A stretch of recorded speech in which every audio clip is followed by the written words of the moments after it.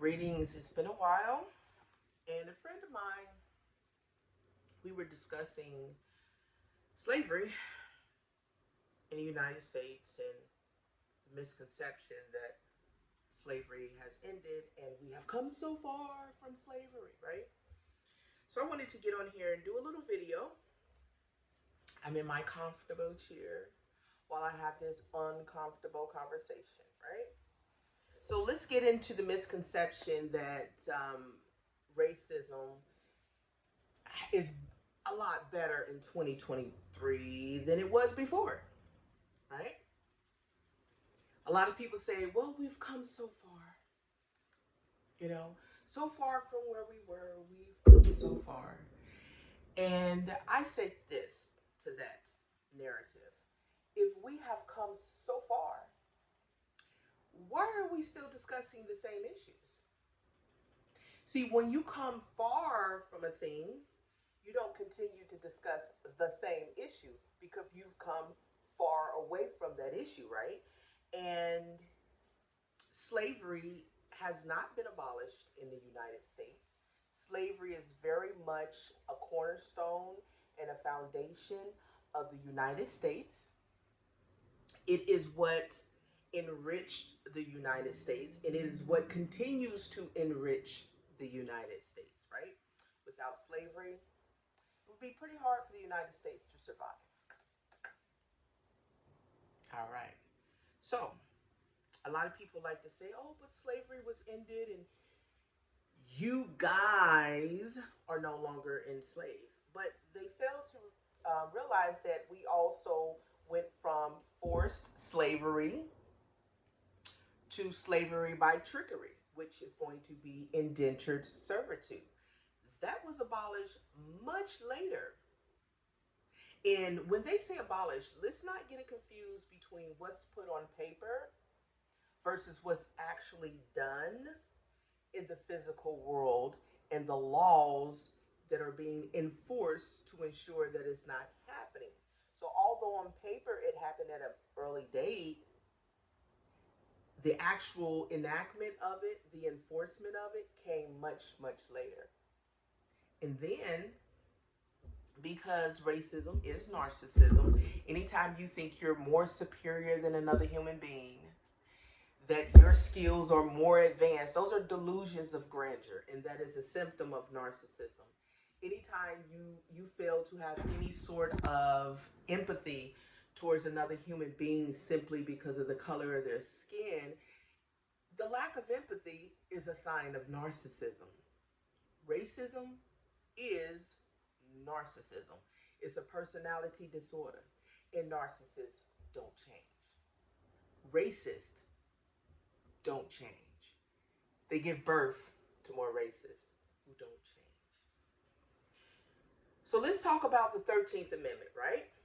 Let's talk about how the fact that slavery is very much alive and well, hence the reason why the numbers in the prisons is higher for what people are called African Americans and Black folks, which many of those people having indigenous American ancestry, let me repeat.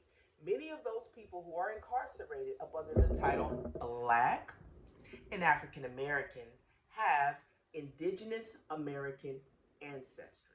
So in that sense, indigenous people incarcerated. It states this.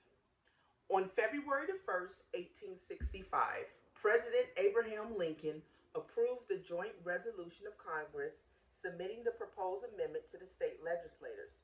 The necessary number of states, three-fourths, ratified it by December the 6th, 1865. The 13th Amendment to the United States Constitution provides that, pay close attention, neither slavery nor involuntary servitude except as a punishment for crime whereof the party shall have been duly convicted shall exist within the United States or any place subject to their jurisdiction. So that would mean Guam, that would mean Hawaii, that would mean Puerto Rico, all of their jurisdiction. Slavery still exists. if you are convicted of a crime. Now, we can go into the whole thing about the conviction of crime. There are a lot of people convicted of crimes they never committed. So, to the people who say slavery doesn't exist anymore, you guys should get over it. In order to get over a thing, it has to stop, right? I've gotten over when I was a child and I scanned my knee. You want to know why I got over it? Because my knee healed. How can we heal from slavery when slavery is very much alive and well and legal? I'm going to repeat that again to the people out there that are still trying to gaslight others and in complete and total denial. The 13th Amendment to the United States Constitution provides that neither slavery nor involuntary servitude, except as a punishment for crime whereof the party shall have been duly convicted, shall exist within the United States or any place subject to their jurisdiction.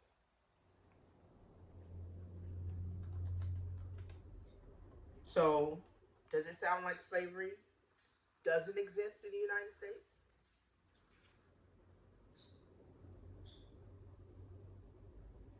When clearly it's a part of the Constitution.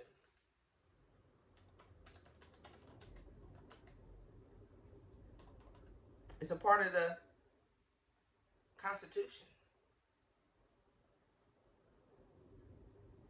So slavery very much still exists.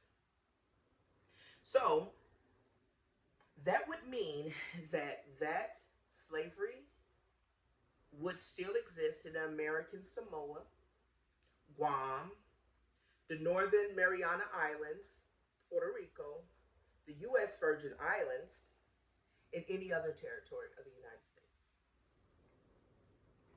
You have to ask yourself, if slavery in the fantasy world that these races like to live in, if slavery doesn't exist and racism is over, why is the highest percentage of people incarcerated black folk? Why?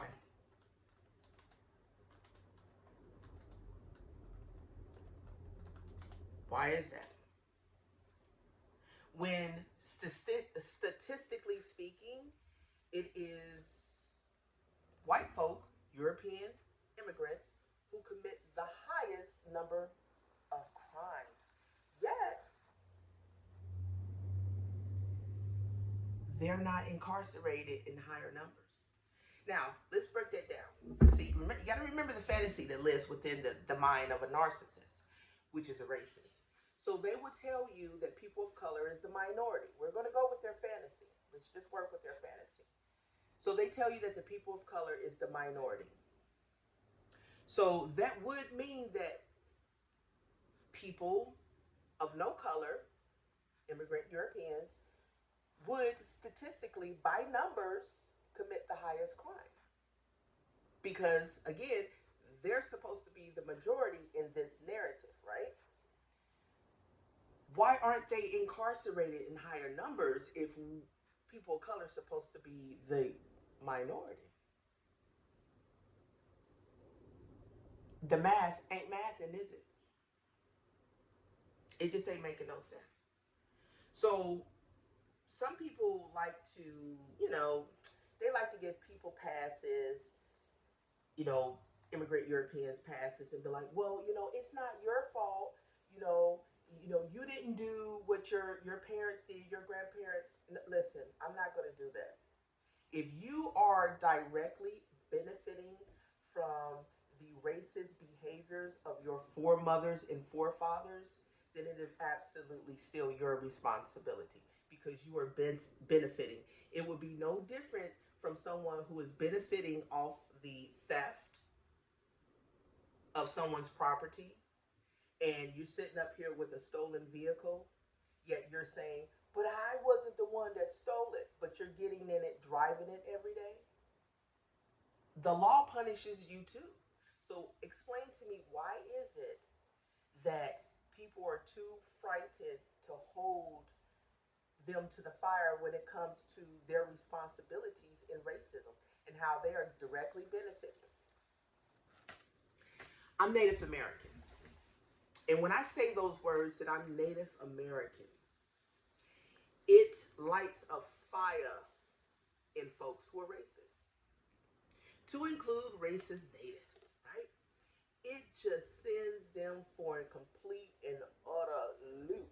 They have a guttural response to the fact that with my skin tone, beautiful as it is, might I add, and curly hair, although I shave my head bald, honey, I am very much indigenous of the original people of this land who look just like me. But because of racism and racist ideology, it's always no, you're not. You're just pretending. You're still in someone's culture.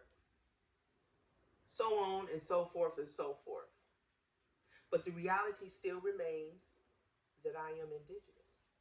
I deal with racism every single day of my life. I'm 50 years old now. And I've experienced it in my mother's womb because she experienced it. I experienced it when I came out my mother's womb during birth, because the people that was tending to me during the birth were racist. And I've continued to experience racism because it's still legal within the United States. Now, we're coming up on an election. You'll have a lot of people stating, oh, vote for change, vote for change, vote for change. If you're not voting to eradicate the enslavement clause within the 13th Amendment of the Constitution, what are you voting for? What are you voting for? If slavery legally still exists in the United States, what are you voting for? We absolutely have not come far at all. We are still in the same spot. We still get shut out from resources, from finances, from medical care. As long as slavery is still legally within the Constitution, legally accepted, we ain't came far at all. We have gaslit ourselves because, when you're in an abusive relationship and you're dealing with trauma, sometimes you shut your brain down and you tell yourself that the abuse is not real, that it's not happening, that you're imagining a thing. It's time to wake up, because you're not imagining it. We are absolutely in an abusive relationship and have been for quite some time. And no amount of gaslighting ourselves about the abuse will change the fact that we are in an abusive relationship. Racism still exists. Slavery still exists. It's time to make a change. The first change is to acknowledge that it exists. We have to collectively acknowledge that it exists so that then we can collectively make sure that it no longer exists. And for the Europeans that may come across my page and think that, oh my God, that's so sad, what are you doing about it? It has to go beyond saying, that's so sad. I feel so sorry for your people. I would never. It has to go beyond that. What are you doing about it? How are you using your white privilege to make sure that this does not continue? All right, guys, I don't want to hold you long, just food for thought.